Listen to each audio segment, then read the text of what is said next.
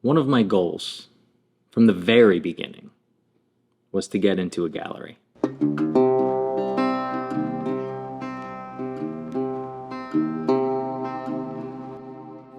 So about a year ago, I got a DM from a random person on Instagram who asked me if I made instrument cases or would be interested in making an instrument case. And my initial thought was, that doesn't seem very interesting, but I have a rule. You always have the conversation because you never know where a conversation could lead, and it could lead to an interesting thing. Kristin and I DM'd back and forth a few times, and eventually we hopped on a phone call, and she hit me with this, which piqued my interest. She said, I'm making a planchette, which is something you should Google because it's pretty wild, the history of it. But essentially, it's a miniature violin. She said she's making it for a show, and she wants a case for it to travel in. How much creative freedom do I have? As long as it fits in the case, you do you. Okay.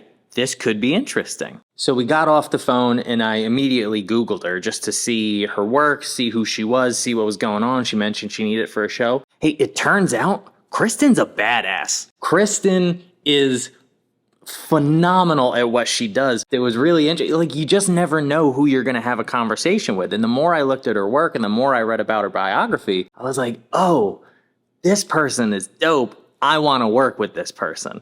And it struck me as I sat with this potential commission that this could be an opportunity to do something interesting, to push myself creatively, to go somewhere I haven't yet gone. And so I knew, all of those things considered, that I wanted to put myself in position to succeed, to stretch myself, to stress myself, and see if I couldn't grow and be better. And so I wanted to develop this idea in a space that allows me that expansion, that invites me to stretch myself, to expand, to be better. There's one place I usually turn to when I need people to push me like that.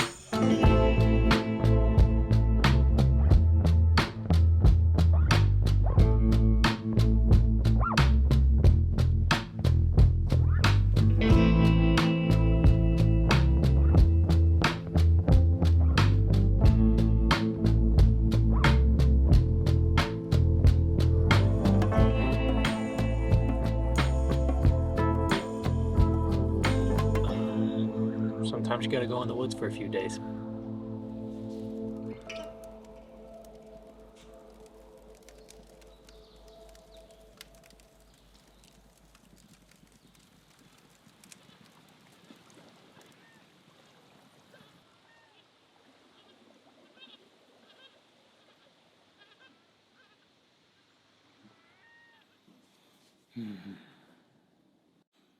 CFC.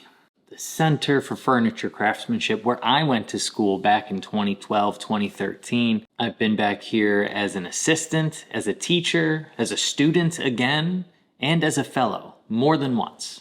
And the thing is, doing something like the fellowship has an immense amount of value, not just because you're getting a place to work, but because you're working around people who are, at a minimum, your peers, if not better than you. And that's a thing I don't think we talk enough about. That's not a thing that we put enough emphasis on. Being the dumbest person in the room, that's a good thing. That's a thing that you want to strive for. I should talk from the first person perspective. That's a thing that I want to strive for more or less as often as I can, because it's important to surround yourself with people who can poke you and prod you and stretch you and pull you in the right direction, or just different directions from what you would normally do. And often it's people who have more experience than you that can do that the best. This is why having a good teacher is such an important thing. It's such an imperative thing early on in your career. Somebody like Yuri Kobayashi, who I consider a mentor and a friend, she can see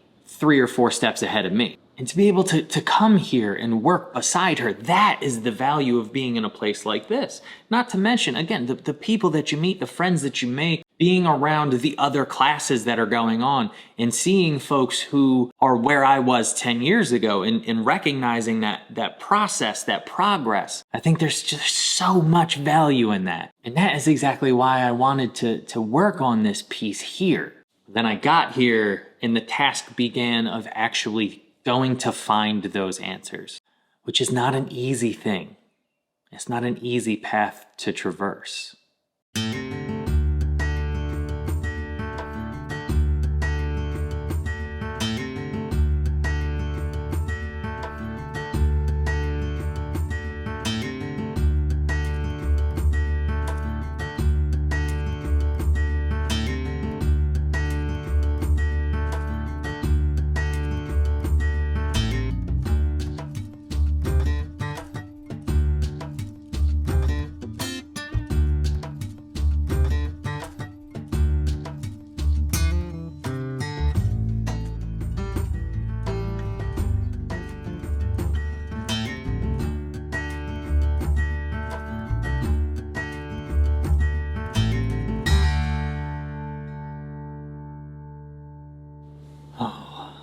My buddy Matt's been kind enough to allow me to use this bench while I've been up here working, so thanks, Matty. But I worked at a bench very similar to this. And I don't know what it is, but there's something about sitting at these benches that just puts me in a space of like a creative go mode. And when I got here for the fellowship, it was that same thing. It was that same mentality of, well, now it's time to explore. So here's what I had when I got here. I had 3 data points. I knew it had to house a pochette. I knew it had to display a pochette. And I knew that the case was secondary to the instrument itself. So it couldn't outshine the instrument in any way. It couldn't be overly gaudy. It couldn't be overly loud visually. So I had to work within those constraints to try to figure out what form this was going to take. I drew, I researched, I drew more, I prototyped, I researched more, I drew more, I prototyped more. It was an endless cycle of searching and seeking and attempting to find something that sparked an idea. So it began to get into this flow of the piece is kind of developing independently of me, and I'm almost along for the ride. I never know really where it's gonna go until I look at it one morning, one evening, and you go, oh, that's where it's headed. All right, let's go there.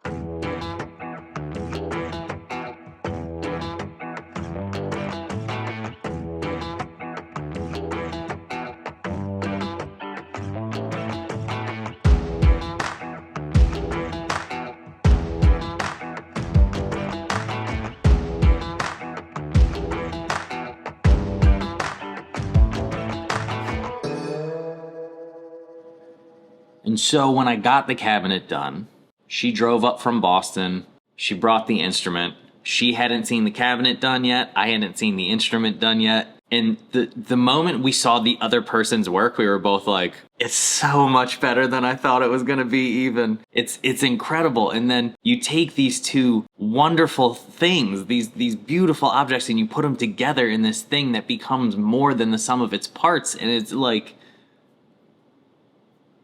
it was so good to see those things happen and to see how happy she was, because ultimately this was a commission, right? This was an object I was making for a client, even though that client is arguably more talented and capable than I am. It was to see the satisfaction on her face, to see how happy she was that this cabinet lifted up this beautiful piece of work that she's done in such a way was, it was great. It was great.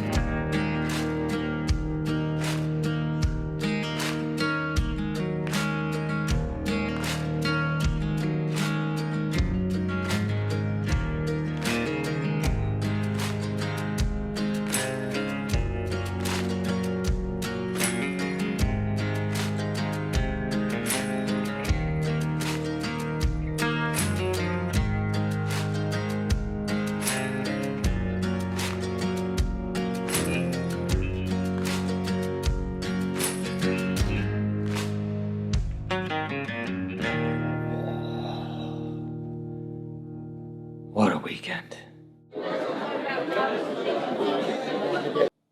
Go chase your dreams. Whatever they are.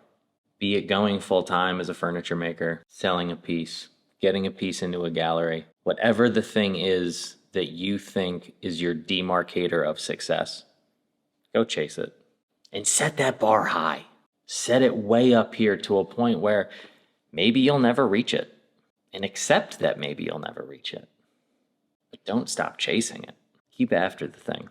Keep improving with every piece. Getting into a gallery wasn't my end goal. It's not the place at which I diverge from this path and start a new one. But it is a checkpoint. It's an earned moment of reflection. And maybe your checkpoints are different from mine. That doesn't make them any less valuable. They're still indicators of progress. Ones that I think it's okay to stop for a moment and reflect on and take pride in what you've accomplished, even if it's tiny and insignificant in the grand scheme of things. It's not insignificant in the proportion to your journey. Till next week, friends.